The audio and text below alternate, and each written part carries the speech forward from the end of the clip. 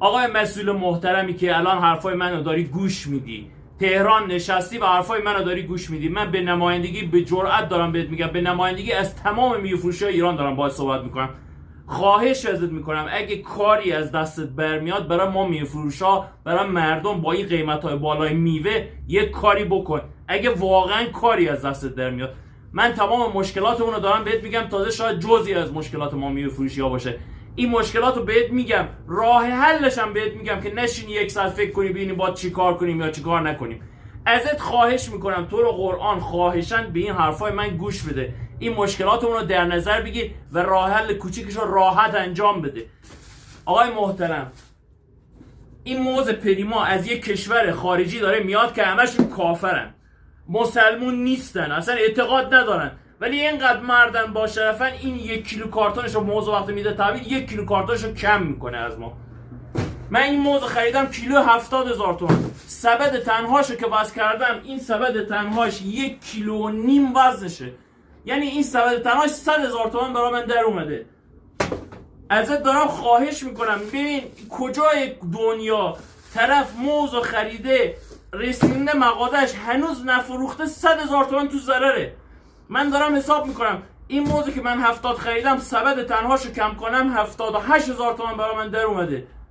پس شما داریم میگین 70 تومان تو خریدی این موزو 30% بکش روش، تازه کلی دستور و قانون هم برام گذاشتین، 2,000 تومان کرایش که داره برام از مشهد تا این شهرستان میاد حساب نکن. ما گفتیم رو چشم، بهم اومدی گفتی مالیات ازت میگیریم، گفتیم چشم، گفتی هر تراکنشی داری انجام میدی 1% ازت کم میکنیم، گفتیم چشم. داداش انصافتو شد، من 70,000 تومانی رو دارم میخرم 78 داره میرسه در مغازم، بعد تو میگی از 70 تومن 30% بزن روش، بعد میشه 85 تومن با 30% که تو داری میگی. من اینو دارم با 7,000 تومن سود دارم میدم، توش 1 کیلو ضایعات هست، هدری هست، همه چی هست. به نظرت انصافا در میاد ازش؟ مرد مومن این نارنگی رو من خریدم سبدش 7 کیلو دقیق وزن کردم، دقیق وزن کردم، 1 کیلو نیم این توش برگ داره، تو هر سبدش 1 کیلو نیم برگ داره دقیق، نیم کیلو هم وزن سبدشه.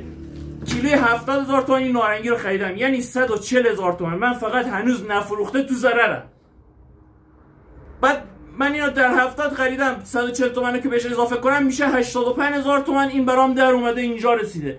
بعد تو میگی از 70 تومن بیا درصد سود تو بزن.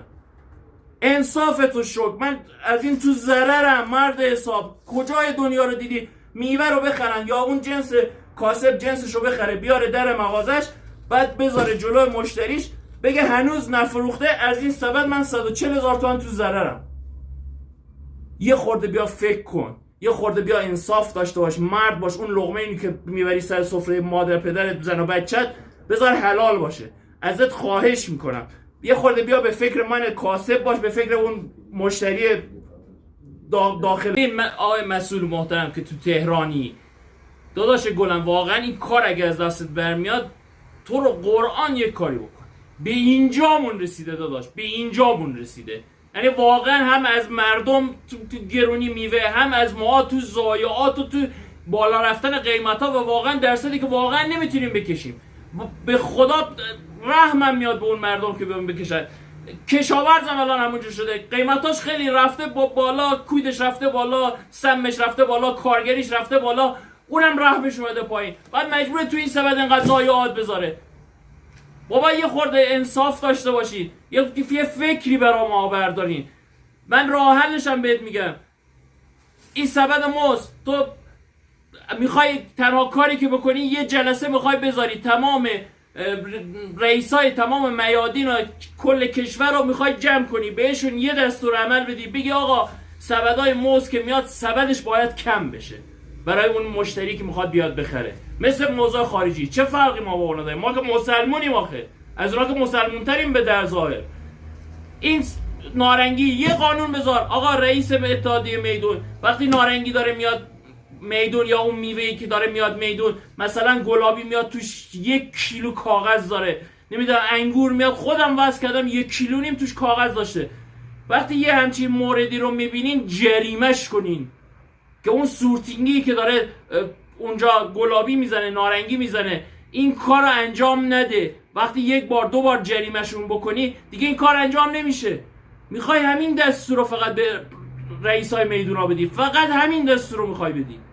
همه مشکلات فعلا میوه فروش ها فعلا یک ذره از مشکلاتشون حل میشه. فقط همین کار رو میخوای بکنی. خیلی کار شاقی نمیخوای بکنی. دستاتو از جیب در بیار، خواهش میکنم. یه جلسه برگزار کن، یه نامه اصلا بزن به رئیسای میدونا، بهشون بگو آقا این سبد وضعش باید کم بشه از این به بعد، چون این سبد کیلویی در 70-80 هزار تومن برای من میوه فروش وضع میشه، بعد به ضایعات کیلو 15 هزار تومن خریده میشه. مگه چقدر سود و استفاده داره؟ چرا من این نارنگی رو بخرم 70 تومن بفروشم 150 هزار تومن؟ اون موقع بعد اون موقع مامورات محترم تعذیرات تشریف میارن فاکتورتو بده، بعد بگم آقا اینو من 70 خریدم 2000 تومن کرایه خورده، گفتین آقا 2000 تومن کرایه رو حساب نکن از این، بعد گفتیم چشم. برگشو، ضایعاتشو، همه چیزشو که جدا کنم، بعد میبینم این نارنگی کیلویی 90,000 تومن رسیده دستم. بعد 30% که شما دارین میگیم بکش روش 70 تومن، 30%ش میشه 2400 تومن، میشه 94 تومن من با درست میشم، در صورتی که این نارنگی 90 رسیده در مغازم. تو رو قرآن یه فکری برداریم، با خدا به اینجا هم رسیده با سیلی صورت همونو سرخ داریم. میوه فروش همکار محترم، خواهش میکنم ازت یا این پست رو نشر بده که به گوش اون مسئول عزیز برسه، یا خودت مثل این نمونه کار من مشکلات رو بگو که واقعا به گوش اون مسئولی که واقعا کار از دستش برمیاد انجام نمیده، که خیلی واقعا تای بی‌معرفتیه. من روی این میذارم که آقا تجربه این مسئول عزیز تجربه این چیزا نداره و این مشکل ما رو نشیده و الان میخواد بشنوه. راهکار این کارم الان تو کلیپ بهش گفتم. واقعا هم نمیتونی، نوکرتم هستم، خواهش میکنم دعوت کن از ما 4 تا میوه فروش با تجربه، بگو بیام ببینیم چی کار کنیم. تو رو قرآن اینو پخش کنین، نشر بدیم به گوش اون مسئوله برسه. ممنون.